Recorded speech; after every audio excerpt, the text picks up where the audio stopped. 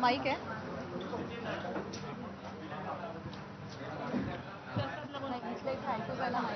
तर सुरेश धस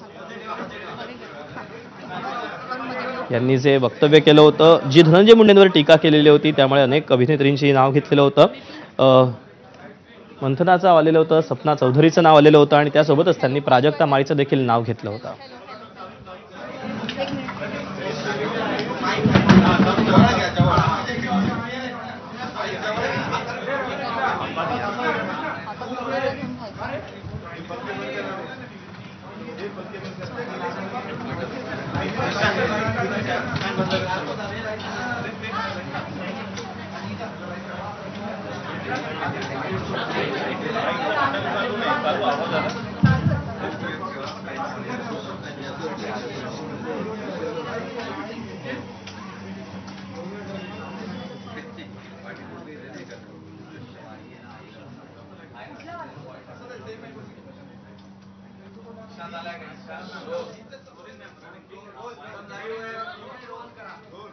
भाऊ येतोय आणि आमच्या वकीलीबाई येत आहेत.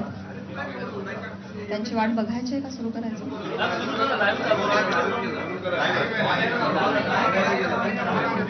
सगळ्यांना नम्रतापूर्वक नमस्कार. इतक्या मोठ्या संख्येनं तुम्ही सगळेजण आलात, शॉर्ट नोटीसवर आलात, मनापासून धन्यवाद.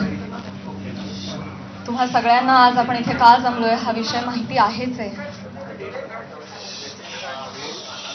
बीड जिल्ह्यातील माननीय आमदार श्री सुरेश धस यांनी काल प्रसार माध्यमांशी बोलताना जी काही टिप्पणी केली त्या संदर्भात तीव्र निषेध व्यक्त करण्यासाठी आज मी तुम्हा सगळ्यांसमोर आलेली आहे. काल नाही तर गेले 1.5 महिन्यापासून हा सगळा प्रकार चालू आहे आणि गेले 1.5 महिने अत्यंत शांततेनं मी या सगळ्याला सामोरी जाते. सगळ्या ट्रोलिंगला, सगळ्या निगेटिव्ह कमेंट्सना. आणि ही माझी शांतता, माझी मूकसंमती नाहीये. मी माझ्यासारख्या अनेक महिला, कलाकार या सगळ्यांची ही हतबलता आहे. हे शांत राहणं तुम्हा सगळ्यांमुळे कुठे ना कुठेतरी आमच्यावर बेतलेलं आहे. एक व्यक्ती आपल्या कुठल्या तरी रागाच्या भरात, उद्वेगाच्या भरात काहीतरी बरळून जाते. त्यानंतर त्या 2 वाक्यांचा मीडिया 1000 व्हिडिओ करतो, तेवढेच शब्द पकडतो, त्याच्यावर 1000 व्हिडिओज बनतात यूट्यूब चॅनल्सवर. मग एका सेलिब्रिटीला त्याच्यावर वक्तव्य करणं भाग पाडलं जातं. मग ती बोलते, मग परत पहिल्या व्यक्तीला वाटतं आता आपण बोललंच पाहिजे, मग ती परत व्यक्ती बोलते, मग आता परत बोलणं क्रमप्राप्त होतं कारण आता नाही बोलली का गप्प बसली का मागे हटली, मग ही परत व्यक्ती बोलते. ही चिखलफेक चालू राहते, महिलांची अब्रू निघत राहते आणि सगळ्यांचं मनोरंजन होतं. हे होऊ नये, सगळ्या समाज माध्यमांसमोर ही चिखलफेक होऊ नये म्हणून मी यात पडले नाही. मी शांत बसणं हा पर्याय स्वीकारला. या गटारात मी दगड टाकणं योग्य समजलं नाही. ऑल्सो मला असं वाटलं की हा विषय इतका खोटा आहे, ही गोष्ट इतकी धादांत खोटी आहे, त्याला काही बेस नाही.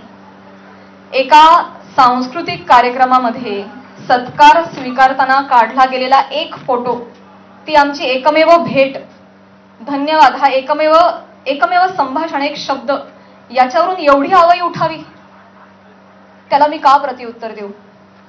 जेव्हा त्या गोष्टीवर मी भाष्य करते, 10 लोकांपर्यंतची गोष्टी 1000 लोकांपर्यंत पोहोचतात. ती जर गोष्ट खोटीच असेल तर ती किती काळ टिकणार, त्या गोष्टीला आपण किती महत्त्व द्यायचं? म्हणून मी त्या गोष्टीकडे दुर्लक्ष केलं. शांत बसणं मी योग्य समजलं आणि याला भरपूर साथ होती ती मी ज्या व्यक्तींबरोबर काम करते, ज्या संचाबरोबर काम करते, माझं कुटुंब, माझा मित्रपरिवार, सगळे आप्तेष्ट, महाराष्ट्रातली जनता, प्रेक्षक ज्यांचं प्रेम आहे माझ्यावर. कोणीही माझ्यावर एका शब्दानेही कधी शंकेच्या दृष्टिकोनातून पाहिलं नाही, कधीही मला विचारलं देखील नाही. प्रत्येक जण भेटला त्यावेळी हे म्हणाला, प्राजक्ता योग्य करतेस, शांत राहा, धीरानं सामोरी जा. या अशा आवया उठतात आणि निघून जातात, सरपास होतात, तू शांत राहा, धीरानं सामोरी जा. ह्या सगळ्यांचा माझ्यावरचा विश्वास नाही. मी आधी पूर्ण करेन माझं सगळं. माईक मध्ये सर्व इको होतो, त्याच्यामुळे तुम्ही फक्त माईक विदाउट माईक तुम्ही बोला, बेटर राहील. Sorry for interrupt.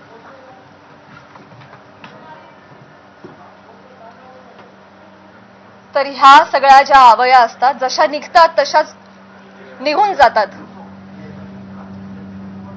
असं सगळं असल्यामुळे आणि या सगळ्यांचा पाठिंबा आणि माझ्यावरचा विश्वास इतका दांडगा होता, ही माझ्यासाठी अत्यंत जमेची बाजू होती. त्यामुळे मला माझ्या चारित्र्यावरचं एक्सप्लेनेशन द्यायला समोर यावं अशी गरजच वाटली नाही. आज ही वेळ येतेय, ही अत्यंत नामुष्की आहे. आणि ती वेळ आली आहे कारण एक लोकप्रतिनिधी याच्यावर टिप्पणी करतात.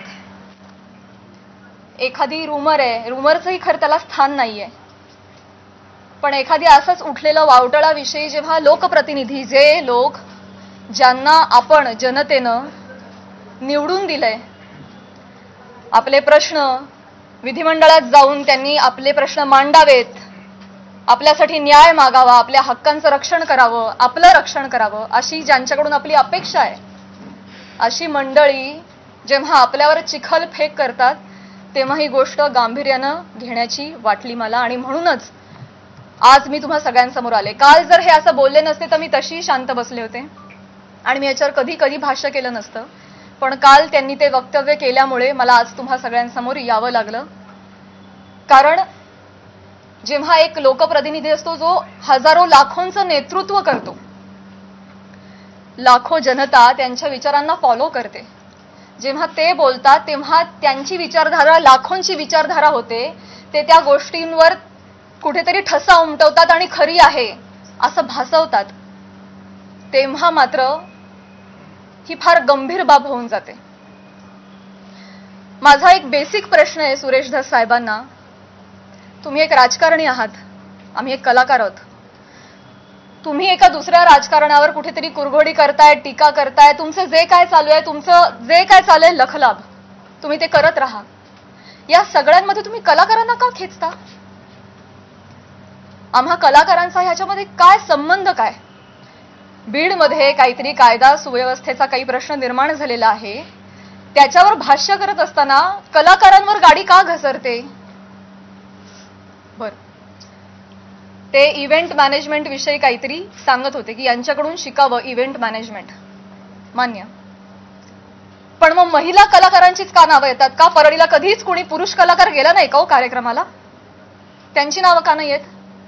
इव्हेंटमॅनचं तुम्हाला जर एक उदाहरण द्यायचं आहे तर पुरुष कलाकारांची नावं घ्या ना.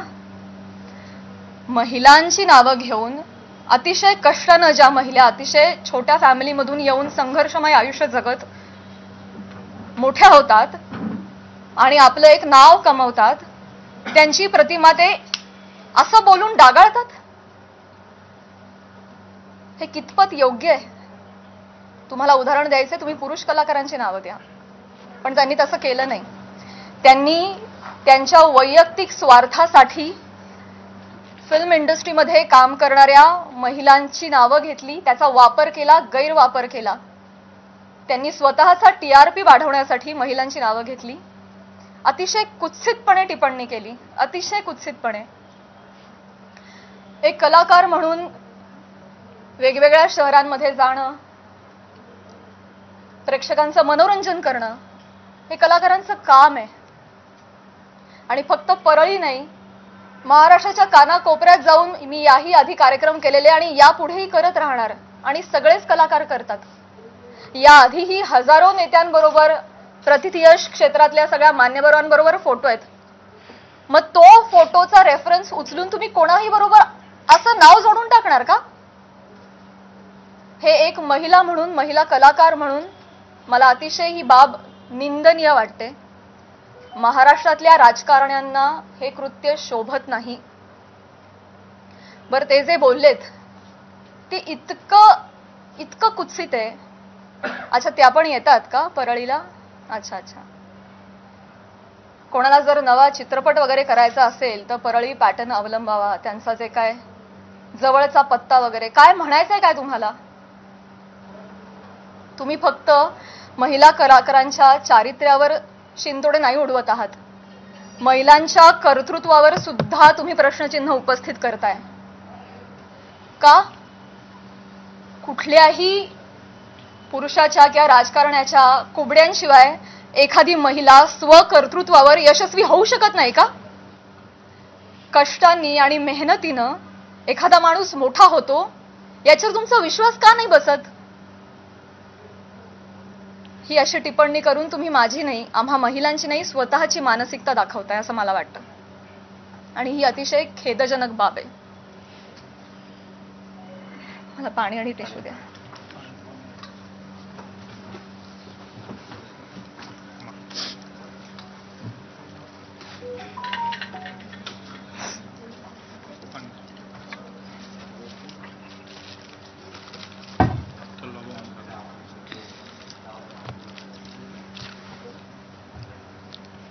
महिलांची अब्रू, इस्पेशली फिल्म इंडस्ट्री मधल्या महिलांवर फार सॉफ्ट कॉर्नर, फार सॉफ्ट टार्गेट, कोणी यावं, पटकन नावं घेऊन जावं. तुम्ही तुमच्या राजकारणासाठी, मी विनंती करते, तुमच्या वैयक्तिक राजकारणासाठी तुम्ही फिल्म क्षेत्रामधल्या महिलांच्या नावाचा गैरवापर करणं बंद करावं अशी मी त्यांना विनंती करते. आणि ज्या कुत्सितपणे त्यांनी टिप्पणी केली आहे, या सगळ्या गोष्टीचा प्रसार माध्यमांसमोर हशा पिकवण्यासाठी त्यांनी उपयोग केलेला आहे. हे वागणं महाराष्ट्रातल्या राजकारण्यांना शोभत नाही, ही अतिशय निंदनीय बाब आहे. आणि म्हणूनच ज्या कुत्सितपणे त्यांनी टिप्पणी केली आहे आणि हशा पिकवलाय, प्रसार माध्यमांसमोर कसं बोलावं, काय बोलावं, याचं ज्यांना भान नाहीये त्यांना मी विनंती करते की त्यांनी तितक्याच विनम्रतेनं माझी जाहीर माफी मागावी. आणि फक्त माझीच नाही, माझ्याबरोबर अनेक महिलांचा त्यांनी चुकीचं नाव घेऊन उल्लेख केलेला आहे. आणि या गोष्टीचा एक उपयोग करून मी त्यांना हेही सांगू इच्छिते की अशा पद्धतीनं कुठल्याही राजकीय गोष्टीसाठी फिल्म इंडस्ट्रीमधल्या महिलांच्या नावाचा गैरउपयोग होता कामा नये. पुढे जाऊन मी हेही सांगू इच्छिते, मी आज महिला आयोगाकडे तक्रार केलेली आहे. फोन सायलेंट करा. महिला आयोगाकडे दुपारी तक्रार नोंदवलेली आहे. मी त्यांनाही रिक्वेस्ट केलेली आहे की कायद्याच्या चौकटीत राहून तुम्ही याच्यावर योग्य ती कारवाई करावी. मी देखील कायदेशीर कारवाई करत राहीन. याचबरोबर माननीय मुख्यमंत्री साहेब, उपमुख्यमंत्री साहेब यांना देखील मी विनंती करते, काय या दोन व्यक्ती दोन वाक्य बोलून गेल्या, पण प्रसार माध्यमं तेवढीच दोन वाक्य घेऊन त्याचे 1000 व्हिडिओ बनवतात, इतके वाईट मथळे देतात, हेडलाईन्स देतात. समोरच्या माणसाच्या आयुष्यात तुमच्या या मथळ्यांमुळे एक वादळ येऊ शकतं, त्यांच्या करिअरवर परिणाम होऊ शकतो, त्यांची प्रतिमा डागाळली जाऊ शकते, त्यांचं करिअर बर्बाद होऊ शकतं, ते डिप्रेस होऊ शकतात, ते आत्महत्या करू शकतात. तुम्हाला काळजी वाटत नाही या गोष्टीची? आपण आपला टीआरपी वाढवण्यासाठी, आपण आपला एक सेट टार्गेट अचीव करण्यासाठी कुठल्या थराला जाऊन बातमी करतो, त्याचं किती वेगवेगळ्या पद्धतीनं. आता फॉर एन एक्झाम्पल, कालच मी ही बातमी वाचली आणि ती इतकी हर्टफुल होती. बीडमधील हत्या प्रकरणात आता प्राजक्ता माळींचंही नाव जोडलं जातंय. काय संबंध, काय दोन गोष्टींचा? आपण काय हेडलाईन्स करतो त्याचा समोरच्या माणसावर. ही माझी आई रात्रभर झोपली नाही, 1.5 महिना, मला वाटत नाही तिला शांत झोप लागली असेल. एक कमेंट नाही जी यांनी वाचली नाही. हा माझा भाऊ, यांनी सोशल मीडिया बंद करून टाकला, सगळे अकाउंट्स डिलीट केले. आज हा प्रसंग फक्त माझ्याशी निगडीत राहिलेला नाहीये, हा माझ्या कुटुंबावर त्याचा परिणाम होतोय आणि अत्यंत वाईट परिणाम होतोय. समाजामध्ये अशा पद्धतीनं प्रतिमा डागाळली जाणं एका मुलीची, आणि स्पेशली फिल्म क्षेत्रामध्ये काम करणाऱ्या मुलीची, ह्याला तोंड देणं अजिबात सोपी गोष्ट नाहीये. तुम्ही सगळेजण हे समजू शकता. तर तुम्हा सगळ्यांना ही विनंती आणि माननीय मुख्यमंत्री साहेबांना ही विनंती की त्यांनी याबाबत काहीतरी ठोस कारवाई करावी. बेसलेस पुरावा कुठलाही असल्याशिवाय कोणीही बातमी करू नये अशा पद्धतीचे त्यांनी आदेश द्यावेत. या निमित्तानं मी करुणाताईंना सुद्धा विनंती करू इच्छिते आणि हे सांगू इच्छिते की तुम्ही स्वतः एक महिला आहात. तुम्हाला महिलांना होणारा त्रास तुम्ही समजू शकता. या पुरुष प्रधान संस्कृतीमध्ये जर महिलाच महिलांच्या पाठीशी उभ्या नाही राहिल्या आणि चिखलफेक करत राहिल्या तर कसं होणार? मी सांगू इच्छिते की तुम्हाला जी माझ्या बद्दलची माहिती मिळाली आहे ती अत्यंत चुकीची आहे. तुमच्या माहितीचा जो स्रोत आहे तो चुकीचा आहे करुणाताई. आणि आय एम शुअर की इथून पुढे तुम्ही कुठल्याही गोष्टीची खातरजमा केल्याशिवाय, शहानिशा केल्याशिवाय तुम्ही असं वक्तव्य करणार नाही आणि महिलांच्या बाबतीत तुम्ही देखील संवेदनशील राहाल अशी मी खात्री बाळगते आणि ही मी तुम्हाला विनंती करते. आणि मुख्यमंत्री साहेबांना ही विनंती करते की एका कार्यक्रमातला एका मंत्र्याबरोबरचा एक फोटो याच्यामुळे इतकं वादंग उठावं आणि इतकी आवई उठावी आणि त्याच्यावर हजारो न्यूज पोर्टल्सनी, यूट्यूब चॅनल्सनी ह्याच्या न्यूज बनवाव्यात आणि वाटेल तसे ते लाईक्स आणि सबस्क्रिप्शन वाढवत राहावेत. त्यांना भीती नाहीये की याच्यावर कोणीही काहीतरी ऍक्शन घेईल म्हणून ते हे करतायत. म्हणून अशा पद्धतीनं महिला कलाकारांची अब्रू वेशीला टांगली जाते. तर याबाबत काहीतरी कडक कारवाई त्यांनी केली पाहिजे. आणि असं जर होत राहिलं, आता 1000 कार्यक्रमामध्ये 1000 माणसांबरोबर नावं जोडली गेली तर मला सांगा इथून पुढे कलाकार सुद्धा कुठल्याही राजकीय नेत्यांनी आयोजित केलेल्या कुठल्याही सांस्कृतिक कार्यक्रमाला जातील का हो? ते सुद्धा धजावणार नाहीत. पुढची भविष्यातली मंडळी सुद्धा विचार करतील, अरे कलाक्षेत्रात पाठवायला नको पोरांना, ते काय बरं नाही.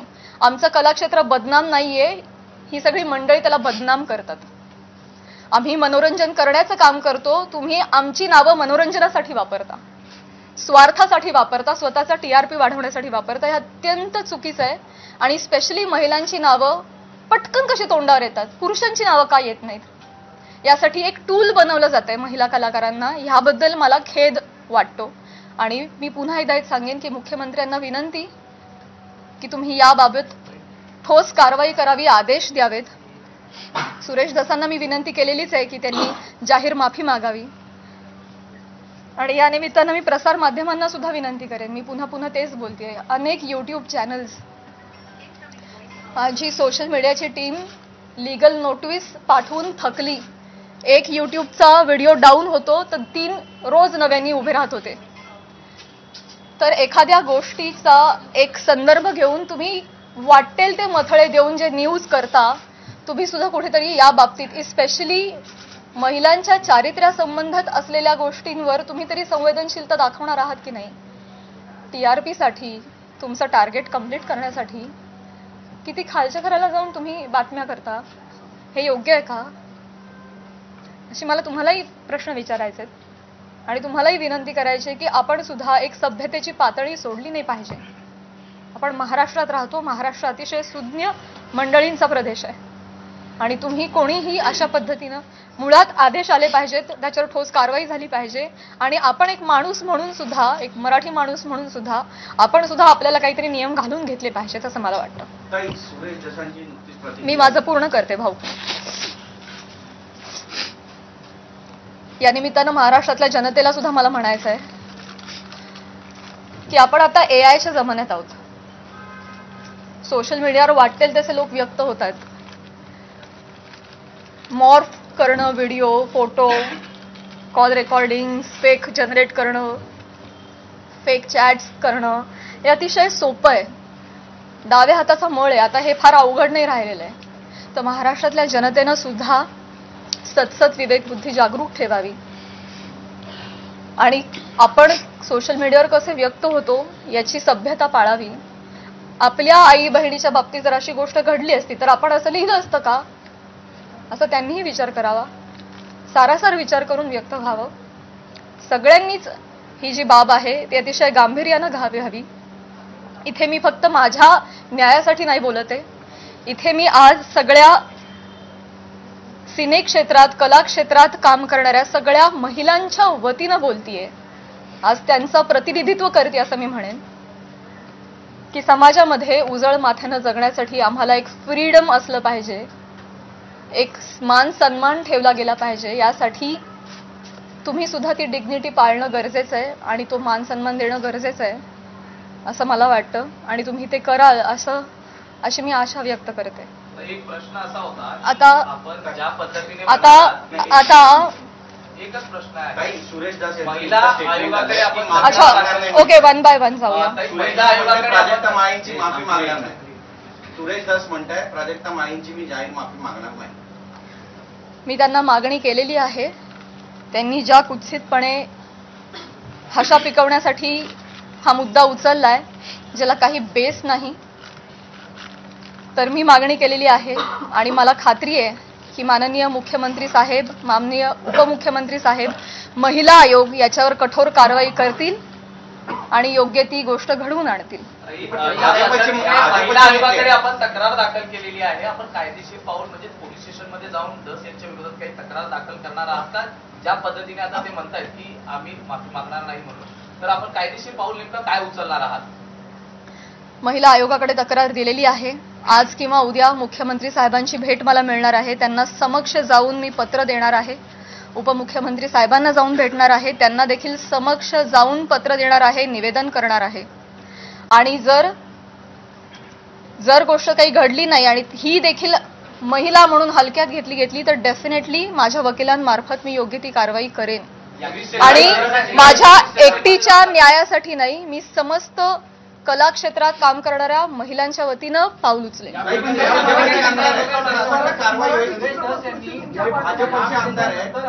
मुख्यमंत्री गृहमंत्री कारवाई करतील असं वाटतं. आता तुम्हाला एक चान्स दिला ना, बाकीच्यांना पण.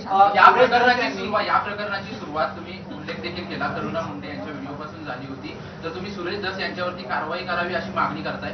करुणा मुंडे यांची तक्रार तुम्ही महिला आयोगाकडे गेली का किंवा करणार आहात का? मी ऑलरेडी त्यांना देखील नोटीस पाठवली आहे, करुणाताईंना तेव्हाच पाठवली आणि त्यानंतर त्यांनी काही वक्तव्य केलं नाही, त्या शांत बसल्या. त्यामुळे मी पुढे काही त्यांच्यावर कारवाई केली नाही. डेफिनेटली आहे. मराठी चित्रपटसृष्टी सगळे कलाकार खंबीरपणे माझ्या पाठीशी आहेत आणि मी सगळ्यांचं नेतृत्व करेन. सुरेश दस यांनी ही पत्रकार परिषद आपली चालू आहे, त्यांच्यानंतर त्यांनी प्रतिक्रिया अशी दिली की हे संतोष देशमुख प्रकरण दुसरीकडे नेण्यासाठी म्हणून तुम्ही ही पत्रकार परिषद. मला हेच सांगायचं आहे तुम्हाला सगळ्यांना, हेच सांगण्यासाठी आज मी आली आहे की तुमच्या राजकीय हेतूसाठी तुम्ही कला क्षेत्रातल्या कलाकारांची नावं का जोडताय? कलाकारांचा आणि राजकारणाचा काही एक संबंध नाहीये. तुम्ही जर कालच्या त्या भाषणामध्ये आमचं नाव घेतलं नसतं तर आज मी तुमच्यासमोर इथे नसते. मी आज माझ्या ज्योतिर्लिंग यात्राला असते. त्यांनी नाव घेतल्यामुळे आज मला इथे बसावं लागतंय. त्यांनी सुरू केली ही गोष्ट. त्यामुळे तुम्ही असा अर्थ जोडू नका, ही तुम्हालाही विनंती. आणि मुळात राजकारणाचा आणि कलाकारांचा काही संबंध नाही. तुम्ही तो ओढून आणू नका. स्पेशली महिला कलाकारांना तुम्ही इथे त्यांच्या प्रतिमा डागाळू नका. येस, हो, इथे मुलगी बोलतीये. या सगळ्या चिखलफेकमुळे कुठेतरी कलाकार कोणत्याही गोष्टीवर भूमिका घेताना म्हणजे काचकूच करतात असं वाटतं का? भीती वाटते ना, कारण प्रसार माध्यम त्याला चुकीची प्रसिद्धी देतात. यामुळेच पुढे कधी म्हणूनच मुख्यमंत्र्यांना मी विनंती करणार आहे की जर कुठलाही पुरावा नसेल तर प्रसार माध्यमांनी, स्पेशली युट्यूब चॅनल्सनी जर अशा काही बातम्या केल्या तर त्यांच्यावर कठोर कारवाई करावी. इनफॅक्ट तशा पद्धतीचे निर्देश त्यांनी आत्ताच जारी करावेत. सुरेश दासांनी फक्त माफी मागावी एवढंच तुमची मागणी आहे की जरी त्यांनी माफी मागितली तरी त्यांच्यावर कारवाई करण्यात यावी? मला आहे ना प्रॉब्लेम 1-2 व्यक्तींनी बोलण्याचा नाहीये. या मला प्रवृत्तीचा त्रास आहे.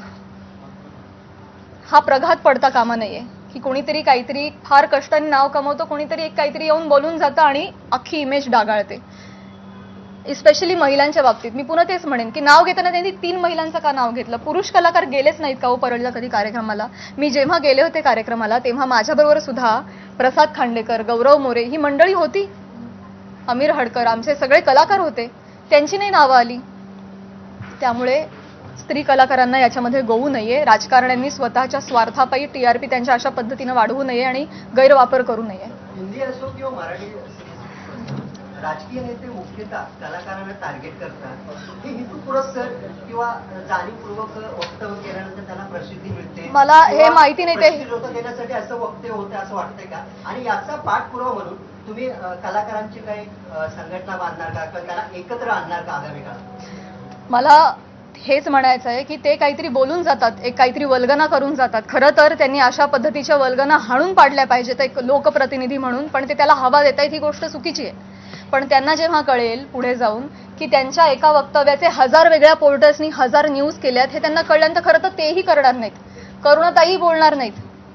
पण त्यांना ही पुढे गोष्ट एवढी मोठी घडतीये ह्याची त्यांना कल्पना नसावी कदाचित. मला जेवढे त्या 2 व्यक्ती बोलल्याचा त्रास आहे तेवढाच त्रास मला प्रसार माध्यमांनी केलेल्या फेक न्यूजचा देखील आहे. सो डेफिनेटली याच्यावर कारवाई व्हावी असं मला वाटतं. कलाकार या विषयांवर बोलणं टाळतात, सोडून देतात, त्याच्यामुळे तुम्हाला वाटतं का की त्यांना बोलायला वेळ मिळतो किंवा तो चेष्टा मस्करीचा विषय होतो? करुणा मुंडेंनी जेव्हा तुमच्यावर टीका केली तेव्हा जर तुम्ही उत्तर दिलं असतं तेव्हा पुन्हा एकदा तुमचं नाव अशा प्रकारे घेतलं गेलं नसतं असं वाटतं? पुन्हा एकदा मी तेच म्हणेन, पुन्हा एकदा मला तेच म्हणायचंय का कलाकार पुढे येत नाही. मी पहिलं वाक्य म्हणाले की या सगळ्यामध्ये आमची हतबलता आहे गप्प राहण्यामध्ये. का? कारण समाज माध्यमांमध्ये ही चिखलपेक चालू राहते. विषय एवढा असतो कुठेतरी वेगळीकडे जाऊन पोचतो. आज तुम्हाला काय वाटतंय हे चालू राहतं. त्यामुळे कलाकार शक्यतो यामध्ये पडत नाहीत. आणि बरीच मंडळी, मी फक्त कलाक्षेत्र म्हणत नाही, बऱ्याच क्षेत्रामधली मंडळी गप्प राहणं हा पर्याय निवडतात, कारण हे असं जाहीरपणे चिखलफेक होत राहते. म्हणूनच या संदर्भात जर काहीतरी रूल्स अँड रेग्युलेशन्स आले, कठोर नियम आले की जर या गोष्टीमध्ये तथ्य सापडलं नाही, जर कुठला पुरावा सापडला नाही तर त्यांच्यावर कायदेशीर कारवाई होईल त्या न्यूज पोर्टलवर किंवा युट्यूब चॅनलवर, असा जर आपल्याकडे नियम आला ना तेव्हाच जाऊन हे बंद होणार आहे. तर असा नियम काढावा हीच विनंती आहे माझी मुख्यमंत्री साहेबांना. नाही असं काही नाही. मला हा नियम आणायचा आहे.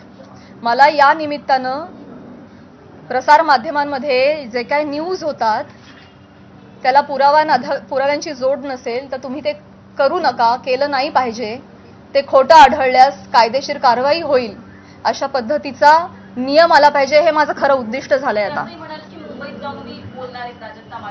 स्वागत आहे.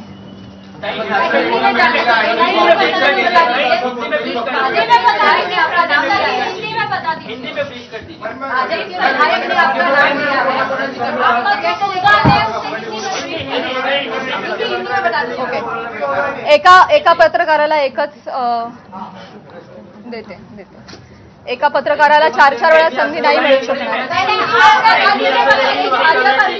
आपका नाम लिया, भाजपा विधायक ने आपका नाम लिया है, जिस पर आप आज थोड़ा एक्सप्लेन हो देना, क्या बताएंगे इस पर? सगळ्यात शेवटी हिंदी बोलू, मराठी अजून 1-2 प्रश्न घेते. तुम्ही एक प्रश्न विचारला ना? नक्की विचारला नाही.